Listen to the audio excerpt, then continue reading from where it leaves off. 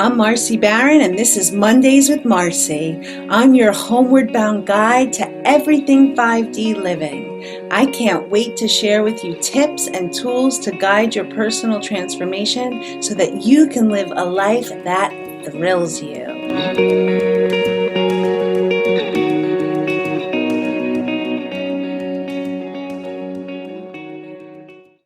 Hello, and welcome to this week's Mondays with Marci. Today we are talking about the ego.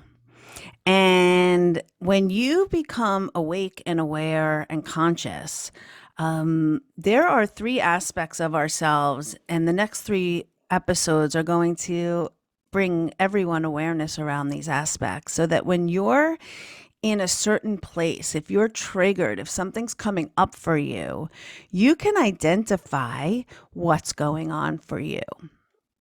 And maybe instead of becoming reactive, you become responsive.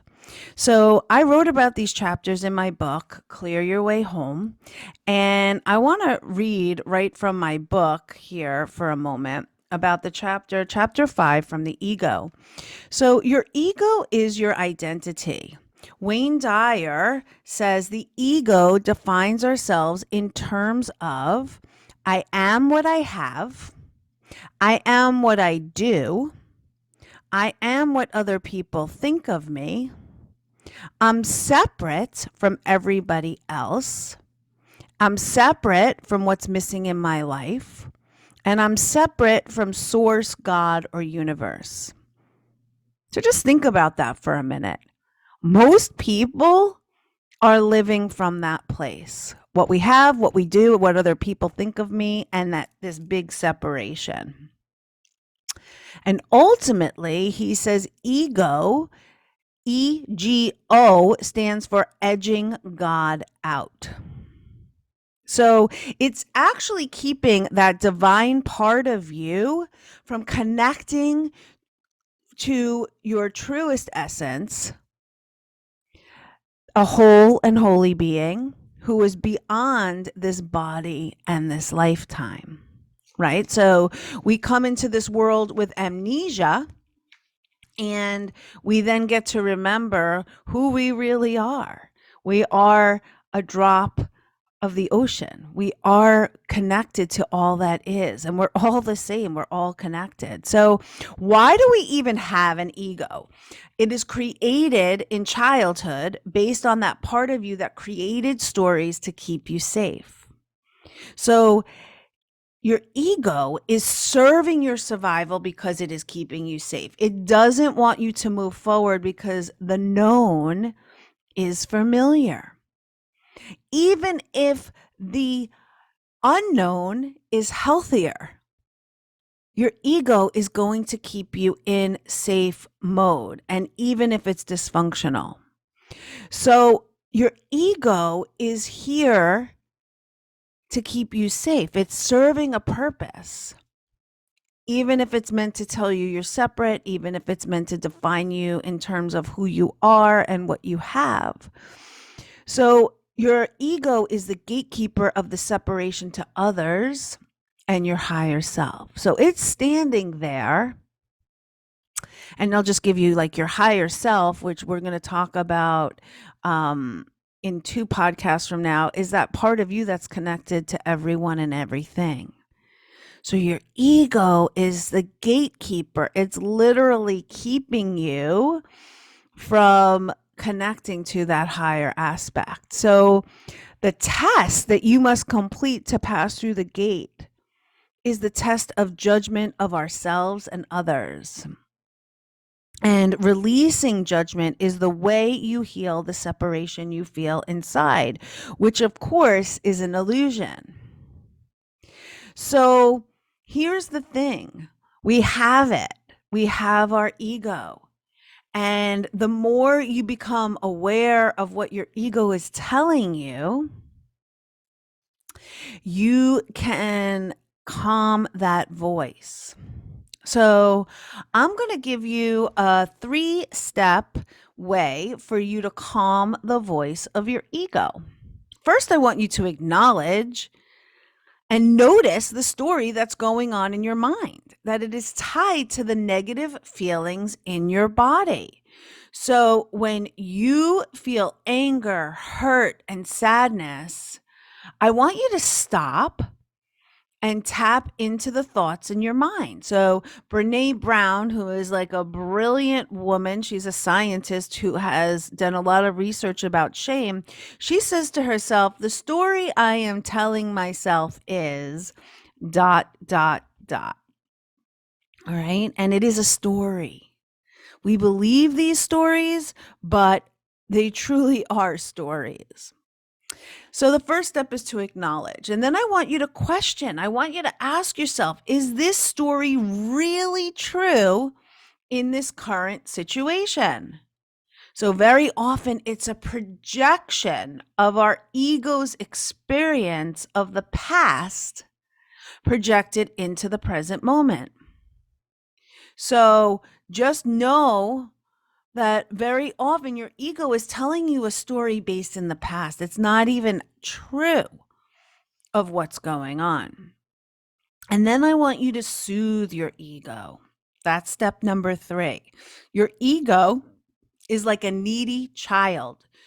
She or he needs to be seen and reminded that they are safe and that you, as the adult, have things under control in the present moment. So it's like, you know, when you have a child and they're really hungry and they keep like pulling at you, like, I'm hungry. And you keep pushing that away, that child away, and it keeps getting louder and louder. It's the same thing with your ego.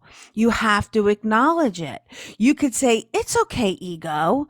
I know you are feeling insecure, but we have a better story to tell about what is happening. Our new story is you are safe, all is well, and we can get through this confidently. And what happens is your ego then goes, oh, okay. I don't have to create that story to create safety. You are, in essence, reparenting your inner child and giving your inner child the reassurance he or she needs. So let me give you an example. It's okay, ego. I know you are feeling like you need to protect me, but we have a new story to tell. Our new story is that everything is happening for our highest good. We are safe, protected, and secure. The past has nothing to do with the present or future. My higher self has got this. All is well. So here's the thing. It's like your ego is creating a story to keep you safe.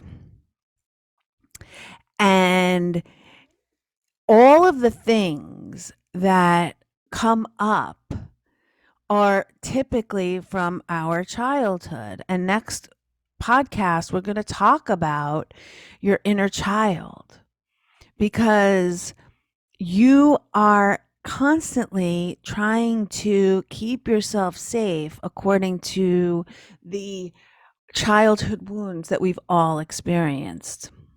Even if you had like a really easy childhood, your trauma, what you've experienced, is unique to you.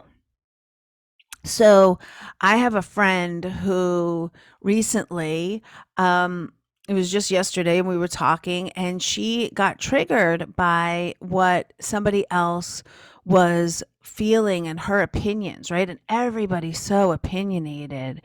And she's like, now I have to cut her off. I'm like, really? Why? Why do you have to cut her off? I said, where does this come from? What is the story your ego is telling you? And she's like, well, if I don't cut her off, then, it means that my opinion isn't correct. And when we went deeper, where did she learn that from? She learned that from her mother, who gaslit every opinion she had. that the only way she could feel safe was to completely cut somebody off that had a different opinion, because her mother invalidated every experience she had. So when we got to the root of it, that it was her ego's way to say, like, I have to cut her off, and that was what was going to keep her safe. And then we traced it back to her little girl, which, again, next podcast, we're going to talk about your inner child and how that keeps coming up. And maybe just like keep that as like a little seed in your brain. Know that your ego is telling a story to protect you. So what we did is we went in and we did the three steps to help calm her ego. It was like, okay, she realized through my support, and I hope that you can go back to this when you get triggered. She noticed she was telling a story. The story she is telling herself is that she had to cut off her friend because she had a different opinion. She became conscious of it in the conversation with me. And then we questioned it. Is this story really true in this current situation? Is she unsafe in this friendship? Does she have to cut somebody off to be true to herself and aligned in being safe? And then we soothed her ego. We said, it's okay, ego. I know you are feeling threatened, and that's a really old experience, but I've got you now. Her adult self stepped in and was like, no, we don't have to disconnect. We don't have to dissociate. We don't have to leave in order to keep safe. Our new story is I've got you. I can still stay in this friendship, even though we have differing opinions, and know that, all is well. You're safe, you're supported, and you're seen here. And what happened was then her ego went, okay. It's like looking for that inner parent to acknowledge the pain that the inner child has gone through. And that's the gatekeeper. It's like she had that huge judgment around her friend's opinion, and that gatekeeper separated. So once she realized that she released the judgment around herself, she released the judgment around her friend, she was like, oh, I see how that is. And I can have compassion for myself in this moment. Everything shifted for her. So just know that your ego is edging God out, and in every moment, there is a choice point. You get to decide, do I come into unity with myself and others, or do I go into right versus wrong? And if you are new to the podcast, and maybe this is your first time listening to the podcast, I invite you to go back and listen to the second podcast, What's Going on the Earth. That's what's up. That's what is going on with everybody. We are going, either people are in separation consciousness or people are in unity consciousness. So just be kind to your ego. Befriend your ego. Know that it's here to keep you safe, and that you get to then, in each conscious moment, take a breath and make a different choice of love, compassion, and curiosity when it comes to the stories you're telling yourself. Thank you for being here. I am so grateful. See you next time. That's it for this week's episode of Mondays with Marci. Be sure to subscribe to my newsletter at marcibaronclears.com. I also would love for you to follow me on your favorite podcasting app so that you don't miss a single episode. I'm Marci Baron, and thanks for listening. I am so grateful you are here.